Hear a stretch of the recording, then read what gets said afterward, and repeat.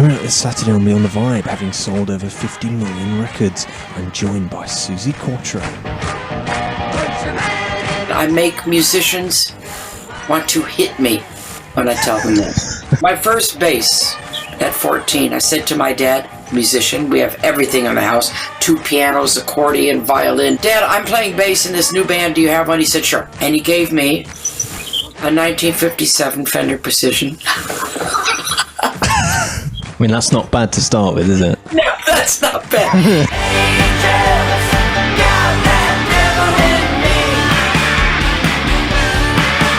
When I was a little girl, my mother used to take great delight in telling me, Susan, you're an angel until your halo slips and it becomes a noose. And that's the lyric of the song.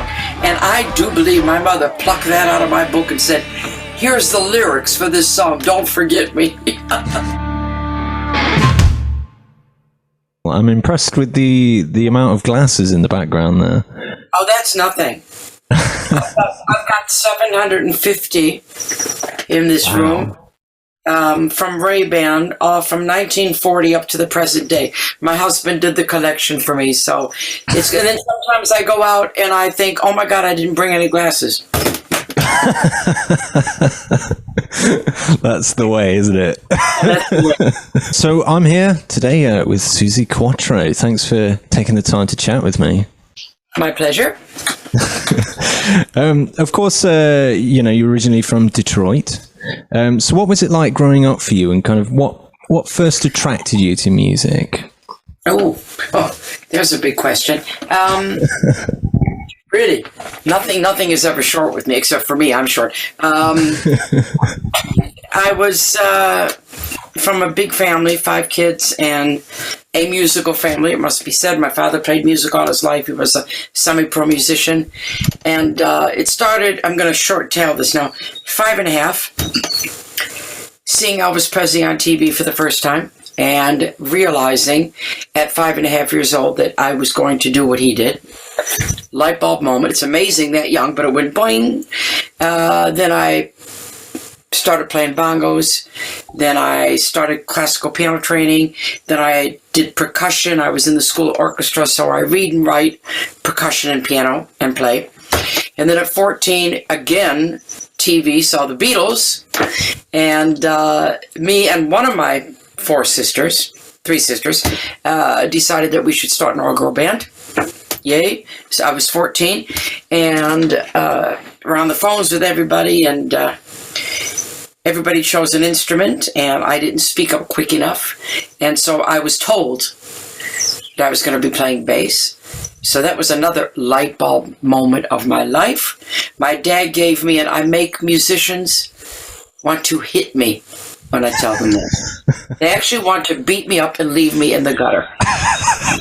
My first bass at 14, I said to my dad, musician, we have everything in the house, 2 pianos, accordion, violin, harp, everything. Dad, I'm playing bass in this new band, do you have one? He said, sure. And he gave me a 1957 Fender Precision. I mean, that's not bad to start with, is it? No, that's not bad. Yeah, I know. When I tell guys that, and they think about the little cheap things their parents got them, I had the Rolls Royce of bass guitars. So I did not know that there was any choice of bass guitars. All I knew was I was playing bass, and my dad gave me this, so I learned it. So big bass, little girl, not big bass, normal bass, little girl. I didn't know that you had a choice of neck sizes and the weight. I had no idea. I just learned to play that. So it was no mistake that I was going to end up being a good bass player. I learned on the best. Yeah. That's quite incredible. You still have that bass with you now, don't you? I do. It's in my front room. I use it in the studio. And also, when my dad bought the bass, he told me, which is obviously 1957, he wasn't sure about buying it. And the music shop owner in downtown Detroit said, I'll tell you what, Art, he said, I'm going to sweeten the deal. I'm going to throw in a matching electric mandolin. So I have an electric mandolin, the exact duplicate of the Fender bass. Unbelievable. I had the original bass amp, the kind with the sort of mottled beige outer cabinet, and so the Bassman, and in its original case, but until I got older, in fact, the first time I knew it was worth something, I digress, and then we can go back. I was at home. I was maybe 16, been in the band 2 years, playing all the time, and phone rang, and it was John Entwistle from The Who. And he said, hi, he introduced himself. He said, listen, I'm down at the music shop in downtown Detroit, and I've just seen your band picture, the Pleasure Seekers, and you've got this Fender Precision. I said, yes. He said, I'd like to buy it from you. I said, right. And he said, I'm going to offer you $1,000. This was 1966. That's a lot of money back then. And I said, no. So mine was the bass he didn't get. That's great. Of course, it didn't just stop with the bass. You of course went on to sing as well. Was that a natural choice for you? On the show, I've interviewed quite a few people, and we have so many kind of reluctant singers. They kind of end up by default as becoming. Oh God, no, not me! Oh my God, no. I'm the one that should get the hook and pull her off the stage. That's my. Okay, Susie, you're done now. No. I knew what I was born to do many, many years ago. I have always felt at home on the stage, very much so. As I was learning the bass, I was also told you're going to be the lead singer. So when people say, oh my God, how do you do that, play and sing? Well, I never thought about it because I was doing both exactly at the same time. So whatever I developed as a singer and a bass player was done simultaneously. So it was never difficult for me. But no, I was always going to be the front man. It's just where I gravitated to. Just gravitated, And it's not just you that gravitates there. It's when you're out there performing with a band and you're just starting off and learning your stuff, the audience gravitates to the front person. Whether you're the front person or not, they gravitate to you. And you feel that, So that's any front person or has had the same path as me will tell you that. Yes, you know it yourself, but at the same time, the audience shows it. That's interesting. It's like they kind of tell you as well at that point. Oh, yeah, you just know. In fact, I digress again, but you just reminded me of these stories. My eldest sister joined the band. She's wonderful. She's been married 7 times. Don't go there. But when she joined the band, she's with the first husband who she had 3 kids with. And he quit his job and started to manage the band. So we actually had to make enough money to support 3 kids. And so we did very well. But I remember going to a gig. He must have been with us about 6 months. And we didn't have roadies back then because we couldn't afford them. So we carried everything in. The girls, you got to see 4 girls with a Hammond organ to believe it. Anyway, we went in and we were setting up all the equipment and all that. Leo was setting up the lights. And from out of nowhere, all the girls were on stage. We're all setting stuff up, undoing plugs and all that. And he said, you girls realize, don't you, that we have to put all the lights on Susie? And I went, oh, no. No, it's funny because I had no idea he was going to say that. I didn't ask him to say that. I didn't expect it. But it was said. And there was a real pregnant pause, going, oh, geez. But that's how it goes. This is how your future is dictated by something bigger than yourself. It's interesting. Of course, you were part of that kind of flourishing Detroit rock scene in the late 60s and early 70s, breaking out along with the likes of, Alice Cooper, Bob Seger even, and many others. Did you feel like there was kind of something almost brewing at the time, like being in that place? I have had this conversation with many of my colleagues from Detroit, and we all grew up together. We were all weaned on Motown. We all could do the Temptation steps. There's it's hard to explain unless you're from Detroit, but we all agree on it that there's an energy in Detroit. There's a desperation in Detroit. There's a communion between the white and the black music. Just does this, and there's an edge, and you can't fake it. if you're from Detroit, you're from Detroit for the rest of your days. It's interesting, like there's, throughout the years, there's always been this, like even though they're different genres, there's this energy that you get, like you've got your Jack Whites and you've got Eminem even, Sure. completely different. Oh my God, go up to the present day, White Stripes, Eminem, what's the other one? Oh God, Rock, Kid Rock. I'm trying to go modern now, Kid Rock. I just was sent the other day, because I've got a production company now, and a band got in touch with the all-girl band from Detroit, and they're called The Shadows, I think, and I listened to this stuff, I went, wow, so it goes on and on and on. Detroit is Detroit is Detroit. Am I correct in thinking that when you were with the Pleasure Seekers, Bob Seger did some kind of support slot for you, didn't he? It was I read this and I was like, what? I know. It's one of my favorite stories. The things that happen when you're starting out. We were playing up in, I believe it was Kalamazoo. I think Kalamazoo. And Bob was our support.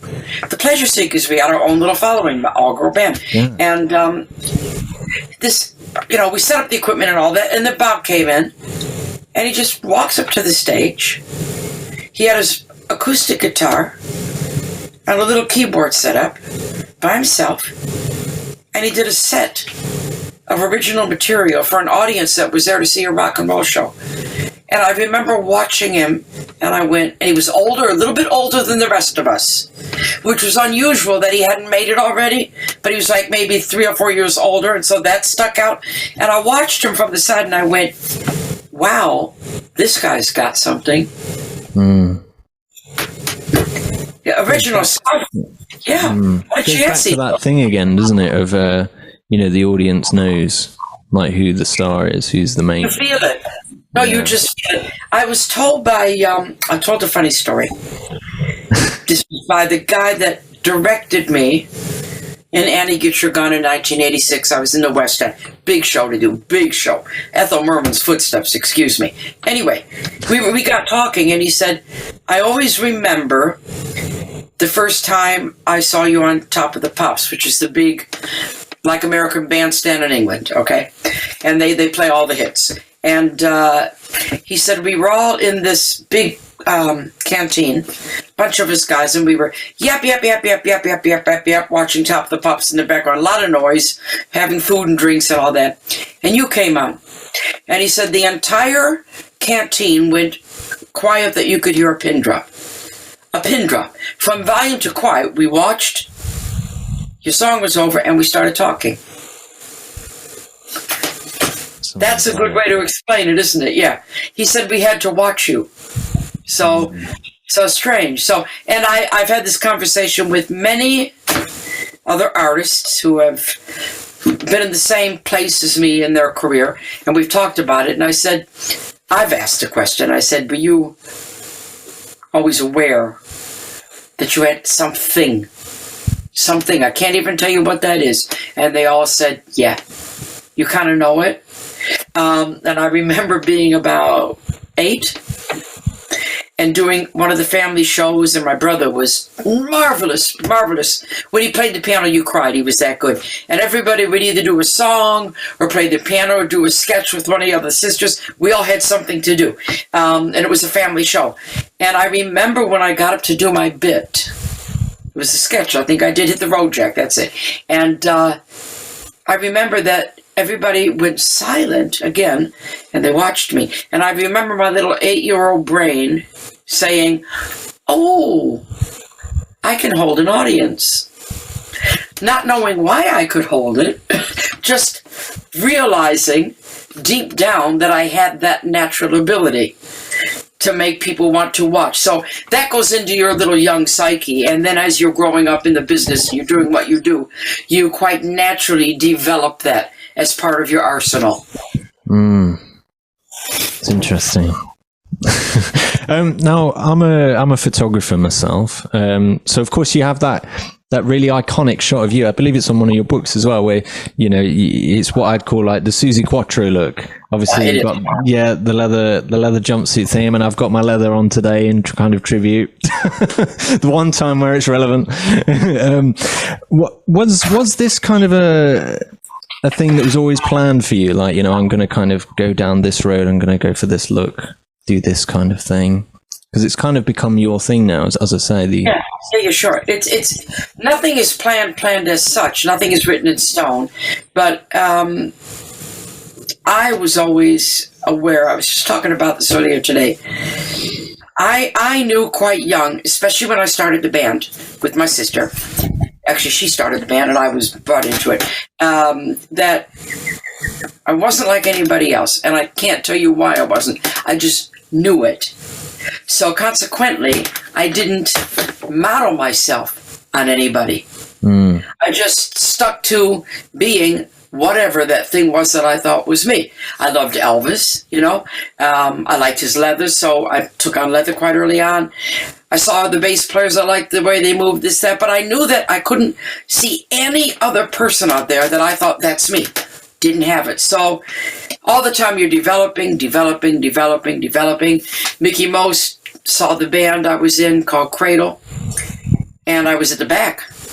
For the first time ever in my entire career since 14, the band changed. We brought my little sister in, and it was decided we needed to change a pace, and we were going to start writing our own material. And I became mainly, except for a few songs, the bass player. And that was about 18 months, that band. I was obviously not happy in that band. And Mickey came and saw the band, and I got up and did 2 songs. And he offered me a solo contract. 1 week after Elektra Records had also seen the band and offered me a solo contract. So I came to England, and we did a lot of recording. I came over as a singer-songwriter musician, solo. And we were recording, I was writing, we couldn't quite find. I knew what I wasn't. He knew what I wasn't, but he didn't know what I was. We're trying to find who I was. I finally got a band together because I was going nuts, because I'd always played. We did our first big nationwide tour with Slade. I was the opening act. And that crystallized the band. It crystallized me. We were doing all our material. So the Pleasure Seeker front person bass player and the Cradle background bass player came together, and Suzi Quatro emerged from the ashes. And we got Chin and Chapman involved at that point. They wrote Can the Can based on the gig that they came and watched. They saw all my own material and they went, they got what I was. And then Mickey Most took me into his office. We recorded Can the Can. We all knew it felt like a number one, the hairs on the back of the neck. And Mickey said, okay, I think you're going to have a number one. What do you want to wear? Now we need your image. And I said, okay, leather. And he said, no. I said, yes. He said, no. And finally, I got my way, as I do. And then he said to me, what about a jumpsuit? And I thought, what a good idea. And I tell this on my one-woman show. I can be quite naive about things. I had no idea it was going to be sexy. My thinking was that I jump around a lot on stage, and the jumpsuit would stay in place. So, to get to the picture, we're taking the photo session. I'm in my first jumpsuit. I'm on top of a table. The band is draped around me. Photographers there, very famous photographer, Garrett Mankiewicz. My song Can the Can is on in the background. And he's photographing me. And then this was the pivotal moment. And he said to me, Suzi, I want that Suzi Quatro look. I didn't know I had one, but I turned and I did that pose. And he went, that's it. So it was a pivotal moment where everything came together and that image was formed. And it was me. Then I knew who I was. Is that crazy? I remember doing that. I went, and there I was. Wow. That's wild. It's like it's meant to be at that point. Yes. Yeah. And I do trust instincts. Yeah. So jumping forward, of course, your last release, the latest album, The Devil in Me, which is now in contention for Best Album with Planet Rock's The Rocks Awards. Yeah. Many people are saying, it's your best album to date. Lots of plaudits, great reviews, all of these things. Did you approach the album any differently this time compared to your previous releases? Yes and no. No Control was 2019, and that was the first album I did writing with my son and being involved with my son. And that was out of the blue. Never expected it in a million years. He just said, I want to write with you, Mom. And I went, okay, what you got? He showed me a few things, and we just were having fun in the studio. We putting down 3 demos. First time we'd worked together and written together. And 3 songs in the studio, I said, Matt, we're making an album.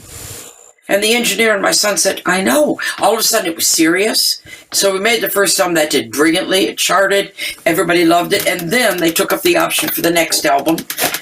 And we didn't know when we were going to be able to do it, because 220 was full of gigs for me and full of gigs for the band he was working with. And then the lockdown happened. So I said to my son, okay, we don't get depressed about this. Now we have the time to write this album. And then he got his confidence up on that first album.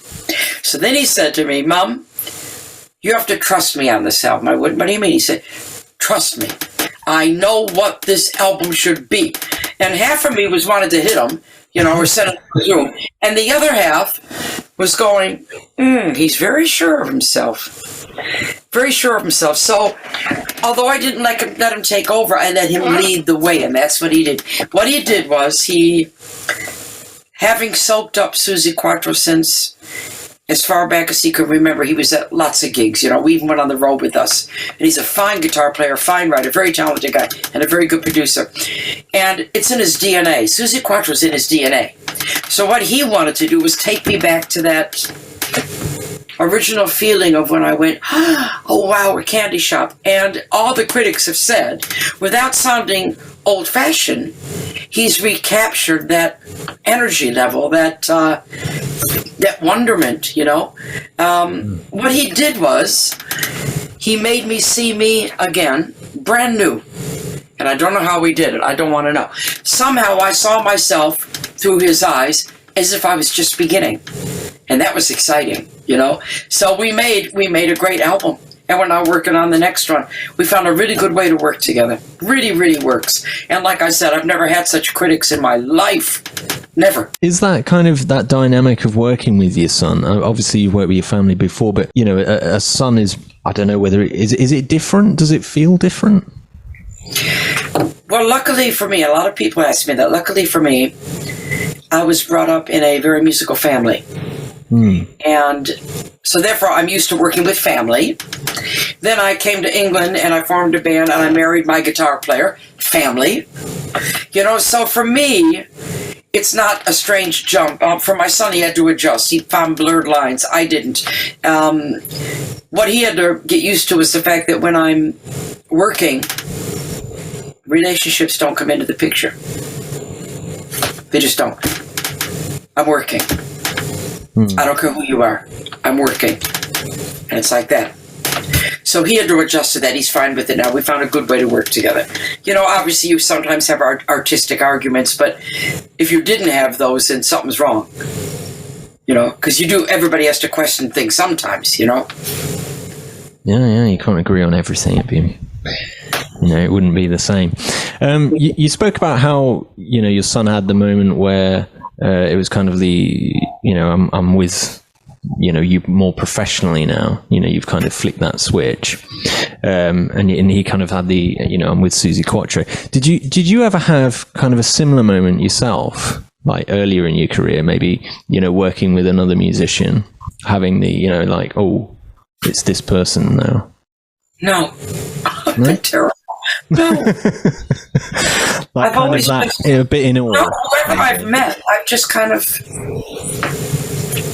I figure they're colleagues of mine, even if they're, even way back when, if they're, I'm the kind of girl that Cradle supported Santana in quite a few shows. We played Detroit with him, and I'm the kind of person that I went on stage and I hip bumped the conga player off the conga and started playing. So That's kind of like my character. I'm sure I'm fans of lots of people, but not that way. Not that way. It's a strange thing I have. I don't know what it is. I just feel I feel fine with everybody. I'll jam with anybody. That's a good way to be, I think. Yeah, there was a funny story. I was in Detroit. We were playing at Arthur's, which is a big club, and we were doing the last set of the night, which is about midnight. And in came David Ruffin, Temptations, and Ted Nugent to come see the show. So they wanted to jam with the all-girl band. So I said, I'm up for it. The drummer said, I'm up for it. My sister left the stage on guitar. My other sister on piano left the stage. It was me. Somebody stayed up there. Somebody else got on piano. I can't remember who. Ted and David Ruffin and the drummer. And we jammed. And I'd never done it before. We came off stage, and Ted Nugent said to me, where did you learn to jam like that? And I said, I didn't know I could. So, I'm one of those, if something is kind of scary, you just rise to it. Yes. Grab it by the horns and go. So I thought, I did. I remember thinking, I'm doing this. I'm jamming with you. It was fantastic. Fantastic. I think you can take that kind of nervous energy and kind of turn it into something. Oh, yeah. You shouldn't be scared. But I'm also smart enough not to take on something I can't do. I know what I can do and what I can't do. With the title track, "Devil in Me," can you talk a bit about what the song's about and like the meaning behind it? Sure. There's a good story to that. I had that title. I'd sent it to my son, and he said, "Oh my God, Mom, that's a good title for the next album." I said, "It is." I made a folder, "The Devil in Me," and as we were writing for this album, that was the folder, and I had this set of lyrics, "The Devil in Me." And for some reason, which is unlike me, I couldn't find the beginning of a song to go around these lyrics. I don't usually write the lyrics first. I usually write them, maybe a line here and a title in this, and they kind of happen side by side. But these were written. And I thought, oh, God. So I just put it in my book, put it in my lyric book and left it there. Then my son came to me, and he said, Mom, we got one more track to do for the album, and then we're done. We've provided all the tracks. He said, I have this idea. Tell me what you think. And he played me a riff on the machine. I said, ooh, I like that. Send it to my computer. So I came inside. He stayed outside at the demo studio. And I sat here with my computer playing the track, my acoustic bass, and my song lyric book. And what I do is when he sends me a riff, I go through and I play, find the feel bass-wise, which always connects to my vocal. Find it. And as I'm finding it, I'm flicking through my lyric book, trying to find instinctually a line or a title to jump out and say, I belong on this song.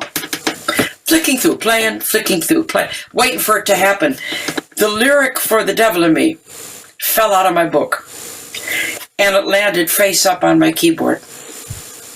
I went, oh, okay. Okay. Honestly, I do believe things like this happen. And I just looked at it and I went, right.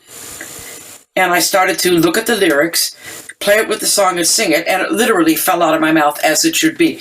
And the backstory of that is when I was a little girl, my mother used to take great delight in telling me, Susan, you're an angel until your halo slips and it becomes a noose. And that's the lyric of the song. And I do believe my mother plucked that out of my book and said, here's the lyrics for this song. Don't forget me. I mean, literally landing in front of you. It can't be... Unbelievable. No, honestly, it just went, boom. I went, okay, hello. Wow. Yeah, things like that. It seems like you have a lot of moments like that where it's like, as we went back to earlier, it's this kind of meant to be moment. It's I do have that. Supposed to happen, yeah. I do have that in my life, and I'm a firm believer in it. So when it comes at me, I take it on board. I do believe it. We all have these instincts. I'm not unusual. We all have them. A lot of people choose to ignore them. I mean, for instance, when opportunity knocks on your door, you better let it in. First, you got to recognize that it's knocking. Now, acting was kind of one of my personal first loves for me. It was something I kind of started off doing. Of course, you were in Happy Days, and all that. Am I correct in thinking it's kind of like that? That was a show that kind of made Americans aware of you, like that. It was kind of backwards, wasn't it? Like obviously you had the UK first. Yeah, it was kind of backwards. I did start touring back in America with my UK band with number ones all around the world in '74. They definitely knew who I was. I toured everywhere. I did the Welcome to My Nightmare Tour '75. We did 85 shows after 30 of my own in America. Everybody knew who I was. But there was a little space of the hits of the glam era, which I was unfortunately part of, even though I was rock and roll. But my hits started happening in that era, because even Mike Chapman says I was never glam. Never was. But it happened in that era, so I got locked in with that.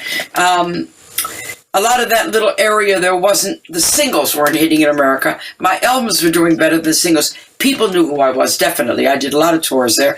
But then Happy Days happened, and I became a household name, because Happy Days was a number one TV show. So my character, Leather Tuscadero, received the second most fan mail after Henry. Wow. The Fonz, which is amazing. So yeah, that I don't know why it happened that way, but it did. You discovered Suzi Quatro through Leather Tuscadero, but that's okay, because it was me playing her. So however you got there in the end. Did you like when this opportunity approached? I mean, you've talked about when you get these chances, you grab them, you take them. Obviously, acting is different to music. Did it just kind of present itself? Just I'm an artiste, I have to say. And I'm a communicator, I'm a creator, and I'm an entertainer. That's who I am. And I don't like just being boxed into one thing. So I always knew I could act. I knew it from a very young age. I knew I could write. I'm now about to publish my 6th book. I knew I could be a DJ. I was on radio, BBC Radio 2 for 15 years. I did West End. I've acted in many different kinds of things. So I'm an artiste. And when this opportunity came to me, I was in Japan on tour. I toured there a lot. And the guy that called me was my publicist before famous Toby Mamus. And he said, you have to fly out, audition for this show. I said, what show? And he told me, I said, I don't know. And he said, believe me, you want to do it. So I thought, okay, he's recommending I do. I went out there and auditioned, and I got the show, and it turned into 3 seasons. So I don't know. I knew I should do it. Just like when the offer for Annie Get Your Gun came up. I had a whole tour of Australia booked. And I said, I'm not missing this chance. No, that tour will still be there. This role will not still be there. So yeah, I do take chances. I do like to stretch, Of course, you've toured and gigged with many incredible bands and musicians over the years. Thin Lizzy, Slade, Alice Cooper. For yourself, well, you've even supported yourself with QSP. I mean, I don't know how that even works. I haven't spoken to any musicians that supported themselves. It's only me that can do that. I tell you, it's a Gemini thing.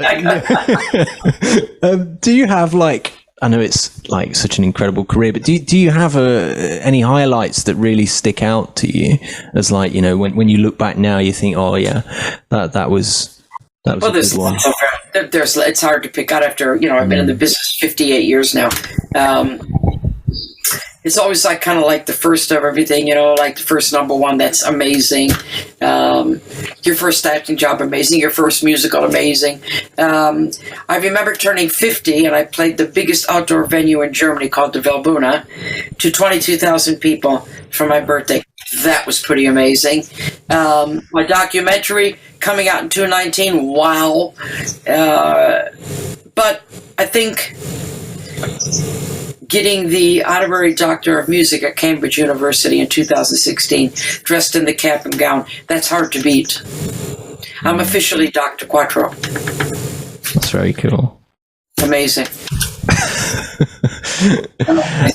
What was behind? Obviously we touched on there with the QSP supporting yourself. What was kind of the idea behind that? Well, my husband had the idea. That album came out in 2017. He had the idea 10 years previously to put the three of us together. We thought we'd make a good combination. And we were all just busy. Andy was Sweet, Don was Slade, me was Suzi Quatro. And finally we got it together. We made the album, and good album. And I was about to do a tour of Australia, and my husband said, what about QSP supports? I went, wow. I did 37 songs a night. Am I nuts? Am I completely nuts? I would go out as the bass player singer with QSP, change into my suit, and come out as me. I mean, that's got to be schizophrenia. But it was a very, very good lineup. Very, very good lineup. We made a great album. We might do another one. They're going to be coming on at my Royal Albert Hall show on April the 20th, and as a guest. So my son's coming on too. Good people. We did fit well together. Even Don, the drummer from Slade, he said, playing with you, it's like I've played with you my entire life. So we did connect, bass and drums, which is important, And we might do another one. Such a good album. But, I mean, even Andy kept saying to me, wow, Suzi, can you do it? I said, yes, but that's a lot of singing. Jeez. 37 songs, and are you kidding me? I gotta love what I do to do that, don't I? I know it's. I mean, when I read this, I thought, I don't think anybody else has done it. I'm going to have to look. No, really this hard. is the first. I support myself. That's classic. Oh my god, that is classic. I mean, I'd have been tempted to have the poster of, Suzi Quatro supported by Suzi Quatro. Yeah. I have the poster in my gym. The Land of Forever Encore, Suzi Quatro supported by QSP. Suzi Quatro, Andy Scott. People must be going, what? Excellent stuff. You can't write it, can you? Finally, a question I always I like to end on. It's a bit of a hypothetical one. If you could tour with one band from the past and one band from the present, who would they be? If I could tour? Tour, gig. It could be an incredible gig. You've got your time travel device, so you can go and fetch anyone. Yeah. Well, I would have liked to have been the bass player in Elvis's first band with Scotty Moore. I would have had a 3/4 stand-up from the past, and now Keen. I'd like to play with Keen. Actually, if it don't have to be too modern, there are two bands because lots of times I would jam along with the band, and two bands only that I jammed with that I would play identical bass lines without knowing it. I find myself playing the same bass lines. Santana was one of them. And the other one was Otis Redding's original band that he did all his records with. And I met Steve Cropper, who was the guitar player. We were at an award ceremony together, and I told the story to him, and I said, Steve, I play along to Don to the bass lines on your records, and I played the same thing. And Steve said, well, there's a reason for that. Donald Duck Dunn. I said, what's the reason? He said, they're correct. I take that as a compliment. Oh dear. So, I mean, this is going to be a crazy gig. So we've got, I'm correct in thinking, we've got Elvis, we've got yourself, and are we going to go with like Santana as well? I mean, this is Santana and the Stack Soul Band. Oh, what a gig. Get your tickets out, folks. Well, thank you very much for My pleasure. Suzi. I wish you all the best with your tour. Thank you. Okay, thank you very much. Okay, bye.